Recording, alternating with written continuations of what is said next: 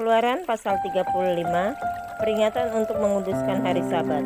Lalu Musa menyuruh berkumpul segenap jemaah Israel dan berkata kepada mereka, inilah firman Tuhan yang diperintahkan Tuhan untuk dilakukan.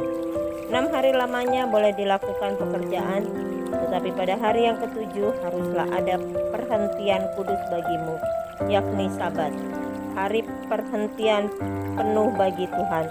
Setiap orang yang melakukan pekerjaan pada hari itu haruslah dihukum mati.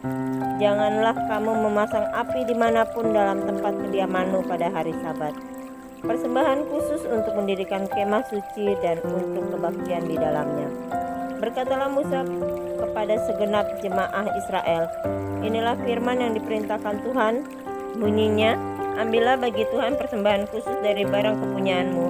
Setiap orang yang terdorong hatinya harus membawa sebagai persembahan khusus kepada Tuhan emas, perak, tembaga, kain ungu tua, kain ungu muda, kain kermizi, lenan halus, bulu kambing, kulit domba jantan yang diwarnai merah, kulit lumba-lumba kayu penaga, minyak untuk penerangan, rempah-rempah untuk minyak urapan, dan untuk ukupan dari wangi-wangian, permata krisopras dan permata tatahan untuk baju efod dan untuk tutup dada.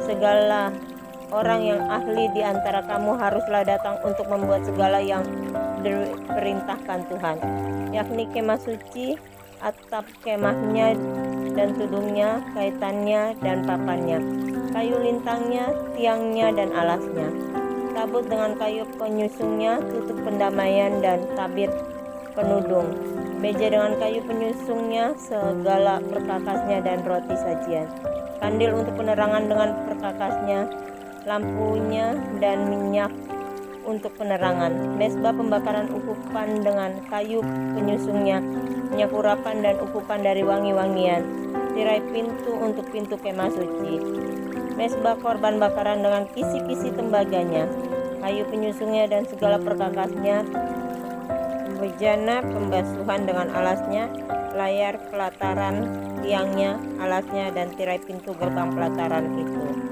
patok kemah suci dan patok pelataran dan talinya, pakaian jabatan untuk penyelenggarakan kebaktian di tempat kudus, dan pakaian kudus bagi imam Harun, dan pakaian anak-anaknya untuk memegang jabatan imam. Lalu pergilah segenap jemaah Israel dari depan Musa. Sudah itu datanglah setiap orang yang bergerak hatinya, setiap orang yang terdorong jiwanya, membawa persembahan khusus kepada Tuhan untuk pekerjaan melengkapi kemah pertemuan, dan untuk segala ibadah di dalamnya, dan untuk pakaian kudus itu. Maka datanglah mereka, baik laki-laki maupun perempuan, setiap orang yang terdorong hatinya, dengan membawa anting-anting hidung, anting-anting telinga, cincin, materai, dan kerongsang, segala macam barang emas. Demikian juga setiap orang yang mempersembahkan persembahan unjukan dari emas bagi Tuhan. Juga setiap orang yang mempunyai kain ungu tua, kain ungu muda, kain kermizi, lenan halus, bulu kambing, kulit domba jantan yang diwarnai merah dan kulit lumba-lumba, datang membawanya. Setiap orang yang hendak mempersembahkan persembahan khusus dari perak atau tembaga, membawa persembahan khusus yang kepada Tuhan itu. Dan setiap orang yang mempunyai kayu penaga, membawanya juga untuk segala pekerjaan mendirikan itu. Setiap perempuan yang ahli memintal dengan tangannya sendiri dan membawa yang dipintalnya itu, yakni kain ungu tua, kain ungu muda, kain kermizi, dan lenan halus. Semua perempuan yang tergerak hatinya oleh karena ia berkeahlian memintal bulu kambing. Pemimpin-pemimpin membawa permata krisopras dan permata tatahan untuk baju efod dan untuk tutup dada, rempah-rempah dan minyak untuk penerangan, untuk minyak urapan dan untuk ukupan dari wangi-wangian. Semua laki-laki dan perempuan yang terdorong hatinya akan membawa sesuatu untuk segala pekerjaan yang diperintahkan Tuhan dengan perantaraan Musa untuk dilakukan mereka itu, yakni orang Israel membawanya sebagai pemberian sukarela bagi Tuhan. Pengangkatan Bezaleel dan Aholiab. Berkatalah Musa kepada orang Israel, lihatlah, Tuhan telah menunjuk Bezaleel bin Uri bin Hur dari suku Yehuda dan telah memenuhinya dengan roh Allah, dengan keahlian, pengertian, dan pengetahuan dalam segala macam pekerjaan, yakni untuk membuat berbagai rancangan supaya dikerjakan dari emas, perak, dan tembaga, untuk mengasah batu permata supaya ditata, untuk mengukir kayu, dan untuk bekerja dalam segala macam pekerjaan yang dirancang itu.